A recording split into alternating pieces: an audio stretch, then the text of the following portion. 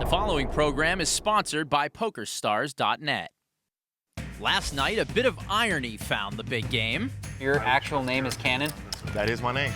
We have a Cannon named Cannon. And Gonzalez Cannon established a different form of communication with Scott Seiver. One yellow and one white. My guess One yellow, one white. I can do that. Tony G made life difficult for most of the table. You wanted me to give him a speech. I think I'm outclassed at this table.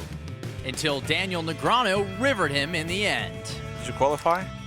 Yes, I've qualified pretty comfortably at this point. Well done. I had the nuts on the turn. Tonight, see if the Cannon continues to play well. Nice hand. Thank you. Or will the pros start to figure him out? Wait, we could send him broke. Look at that one on TV, too. It all happens next on The Big Game. Not making moves on you, gentlemen. Not yet, anyway.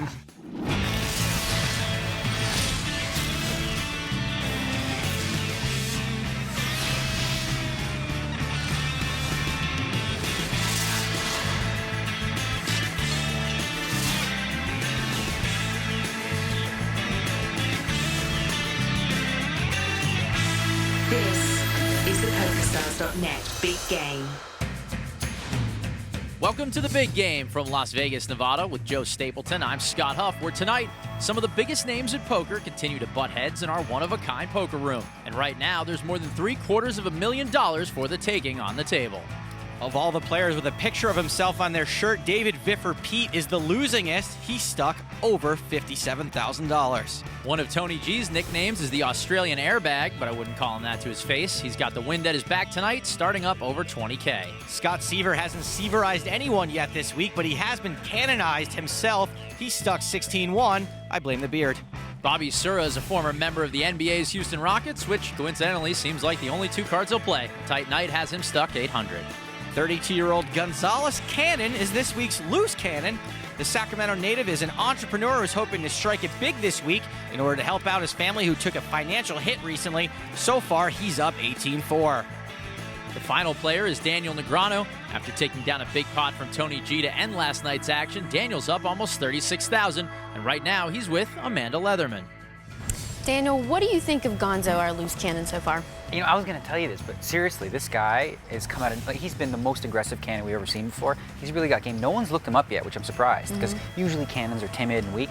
This guy's mixing it up. He's limping, he's raising, batting, and he's talking trash and straddling. He's like the whole package. I like him. Usually you beat up on the loose cannons. Well, I'm going to try to, but he's a little tougher, for sure. And plus, I've got this murderer's row behind me of, like, Scott Seiver, Tony G, Viffer. My hands are cuffed a little bit here, you know? Well, good luck. Yeah, thanks. Here's a look at the rules for the loose cannon. The loose cannon is staked $100,000 to play. He keeps all money above the initial $100,000. And the loose cannon, who's won the most money at season's end, earns a North American Poker Tour passport worth $50,000. A big change from last season is that the loose cannon can no longer come back to try to win more. We're keeping it to a strict 15 minutes of fame this season. We'll start here on hand number 30. Hey, yo, Slick. And the cannon will start with Big Slick, raises to 1,500. Jack deuce offsuit. Bobby Sura folds. Suited one gapper for Daniel, very playable for him. Calls the 1,500. He wants to play a pot in position against the amateur. Ace 9 offsuit for Scott Seiver. Must be a big hand there. Patience not one of Tony G's virtues. Scott's probably loving the fact that Tony said that.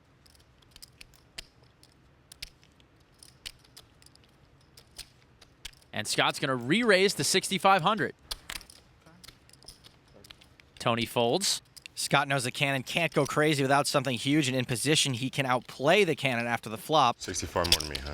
5,000 more. 5 more. Oh, just 5,000. Oh, that makes it easy. Just 5 yellows. Just 5. No silvers, no. I didn't use the silvers. Cannon calls. As they say, you brought me. Yeah, exactly. Daniel can't help himself getting 3-1. Here, you just do what he does, right? Yeah, I was just going to do it here. Yeah, exactly. And Daniel calls. We'll have three-way action to the flop.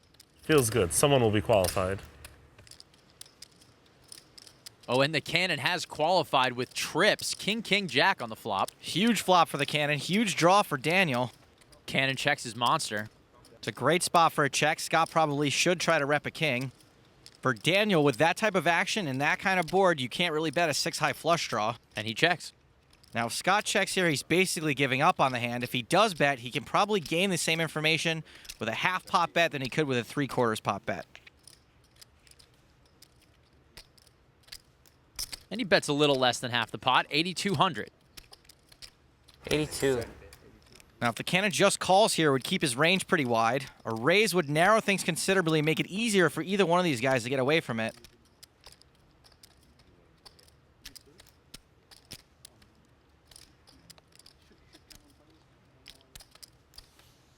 Gonzo with a cannonball raises to 16,700. I have to give him credit for the size of the raise. If you're going to raise, make it look bluffy. Daniel's a believer. He folds. Now back to the guy who 3-bet pre-flop. Scott's aggression may have worked had the cannon not hit this flop so huge. And now Seiver's trying to figure out if he thinks the cannon is capable of bluffing or even semi-bluffing this board. Not bloody likely. And Seiver waves the white flag. He folds. If you got a bluff, you get a bonus. Nah, no bluff. No, he had aces. Wow. Liar. For me? Aces he had. No, he didn't. Good laydown. You beat aces, I know. Oh yeah, ace are destroyed. Queen? Big king, big king, big king. Didn't want to see no ace. I didn't want to see an ace. So as the cannon adds $22,000 in profit to his stack, here are the rules of the big game. Each table lasts exactly 150 hands. The action pre-flop is pot limit, then no limit after the flop. Blinds are 200, 400 with a $100 ante, all of which is paid by the player on the button. And every player begins with at least 100,000 but can rebuy for up to 500K. So you become a different kind of baller, huh? You went from a basketballer to like high stakes cash baller. You play a lot? A couple days a week, not that often. Not that often at all. Is this your job? Are you like another pro? No, more like a hobby. Yeah. If it's my job, I'd be on the streets. Actually, now, I don't know. If you're in a job with this game, you'd probably do all right. Yeah. Oh my God. No, just pointing to me there. Well, I said us. This game. I said us. Like I went this way with it. Yeah, you'd probably like be a winner with us. Action on Daniel. It's not that. That's not saying much. No, it's not. Seiver with an ace. A lot of sports, like great sportsmen like you, can become very good poker players. I haven't gotten there yet. I'm working on it. He'll try another raise to 1,200. You're looking good today. You're looking great. Tony G's out. Most basketball players don't play really well, though, Viffer from the ones I've seen. So calls. did you make more money playing basketball or playing poker? I did okay playing basketball. Bobby Sura made 45 milski playing basketball. Less injuries here, though. That's true. Yeah. Depends where you play. I've heard of some games that for back in the day. And we're heads games up. back in the day, you didn't do 5-3 much. jack, 2 hearts, and Seiver's flopped the nut flush draw. Man, I got robbed at a poker game before. You did? Checks. I thought you didn't play high. It was a small game. That it was makes a it very even worse. It was like a small game. Like, small game, and Viffer checks. if you got robbed, it would have been worth it. Turn is the 6 of spades. Now Seiver has a pair to go with his flush draw. And he checks it. My guess is Seiver checks so Viffer can bet and build a pot, thereby disguising his own hand. But Viffer checks, 6 of clubs on the river, and now Seiver's made trips. Well, this is actually better than Scott hitting a heart. It's way less obvious. He bets 2,100. For Viffer to even think about making this call, he's got to think Scott's bluffing pretty often in this spot. And he calls. And Seiver shows a winner, and he's going to take down a small pot here. I wish the hearts would have came. Scott's happy, I think. You ever been robbed before, Viffer? I just got robbed there. Not sure your king high hero call counts as getting robbed. Well, Joe, I think we're seeing the old Scott Seiver here on the first 2 hands of the night. Scott's really been trying to dictate the action pre-flop so far this week. Not only is he playing the most hands with a 53% VPIP, but he also leads the table in 3-betting and raising pre-flop 1 in every 3 opportunities. Despite that small win, Scott's aggressive approach hasn't quite paid off for him yet. He's currently down 27,000. Watching that show Hard Time, do you ever watch that show on National Geographic? I have never seen it. Such a good show where you're like, they're in prison. It's such a good show. You haven't watched it, Hard Time? Are you talking to me? Yeah, now, there's a hard time for women, because the women are hard too. They're rough. I think I would be tough. You'd be all right. But you'd be popular in prison, I think. Shut up. I'm just saying, you know, because you're such a bubbly personality. Oh. Yeah. You'd be popular in prison too, Daniel. It's because it's just your bubbly personality. I mean, I'll tell you what, I'd have, if I was in prison, I already thought I would have people on my payroll. I promise you that. I got a question for you. Tony G in the straddle. How much would you pay Yes. not to go? To prison? every single penny that I have and every penny that I could make for the next 10 years, I would pay. For how Right, long? it's a year. I wouldn't go to jail for 6 months. Right. I mean, I can't think of a. He would never make it. I would do fine, okay? No. Viffer raises with suited connectors. I have money and I can get coffee, I can trade cigarettes, I can do all that stuff. But you're a brat. I'm a brat. You need a lot of things. In jail, I might be quiet. I'd be like, is this vegan? I'm just going to let that sit. So, Viffer raised. Ace Jack for the cannon. I need 3 vegan meals a day in prison. I'm sure the vegan meals and the highlights will really win over the cellmates. Gonzo calls. Over to Sura.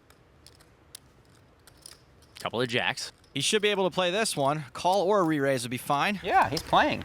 And he calls. Look at this pot. I mean, this is tremendous. Daniel I folds. hope I have a qualifying hand. I didn't need much to have a qualifying hand. Seiver folds. Ace, queen of diamonds for Tony G. Certainly qualifying. Calls. I have a huge hand. But I'm forced to play. Like, I have to respect Viffer. What do you have behind you there? Not much. I'm waiting. Oh, is that it? That's it. 4 players to the flop. 6-8-8, and the Whiffer didn't whiff this time. Whiffer flops trippers. Tony G with the nut flush draw. He checks. Viffer's pretty short going into this hand. 7. 7,000. But Viffer's in a great spot since he was the pre-flop aggressor and he connected with this board so huge. Cannon's out.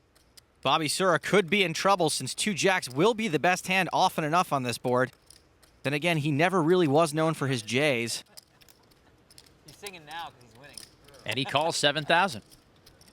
Tony G probably can't fold. It's pretty tough to give Viffer credit for a hand, and he's unlikely to be drawing dead, though he may be concerned with what got Bobby Sura to open the purse strings. If the board weren't paired, this would probably be an auto check raise.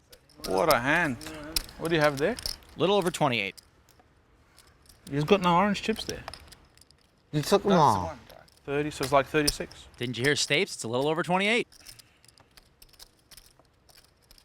Bobby Sura. What are you doing there in that hand? Quietly just calling? Good question. I've been trying to figure it out myself. He's got like 2 9s. Basically. You're too good at this game.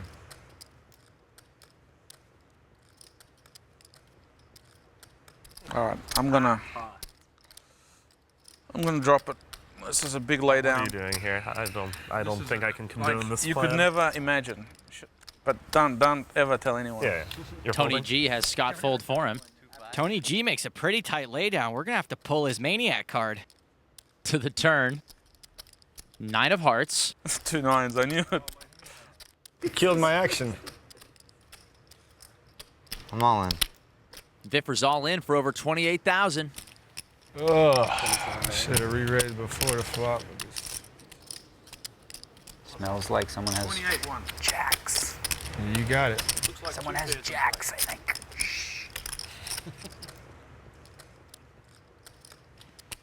Now, Bobby's getting less than 2-1, and it's possible Viffer would do this with a draw, but he knows Bobby's been playing tighter than an Ed Hardy t-shirt. Jack's good. If Sura does call, Viffer will almost certainly double up.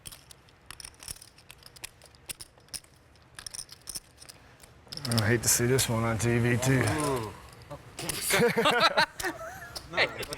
Dealer, muck that hand. Sura makes a good laydown. In this case, tight is right. We're gonna see it real soon, anyways. Show us one card. Do you want to see? Sure. We're going to see it. Here's what I'll tell you. I'll tell you the truth. You're either way ahead or way behind. Not way ahead. How can jacks ever be way ahead? He could be way ahead or way behind. Your verbiage was definitely inaccurate. All right, I'm not very educated. English only at the table, sir. You want to educate yourself and become a loose cannon on the big game? Log on to PokerStars.net. There are free qualifying tournaments every day. Don't go anywhere. We're just getting warmed up.